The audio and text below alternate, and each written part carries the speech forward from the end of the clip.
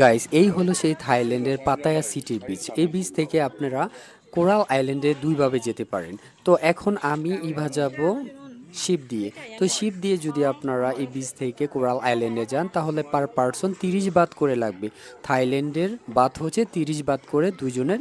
আমরা দুইজনে যাচ্ছি, দুইজনের 60 বাত লাগবে। আর যদি স্পিড বোটে যান তাহলে স্পিড বোট দিয়ে গেলে পার পারসন 300 থেকে 400 বাত লাগবে বা 250 থেকে 300 বাত লাগবে।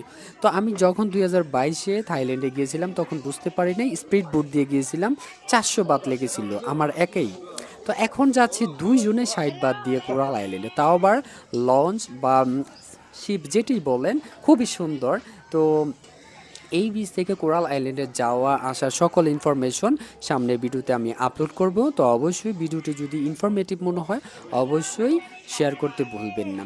তো সামনে অসংখ্য ইনফরমেটিভ ভিডিও আসতেছে, অবশ্যই আমার চ্যানেলটিকে সাবস্ক্রাইব এবং ফলো করে রাখতে পারেন।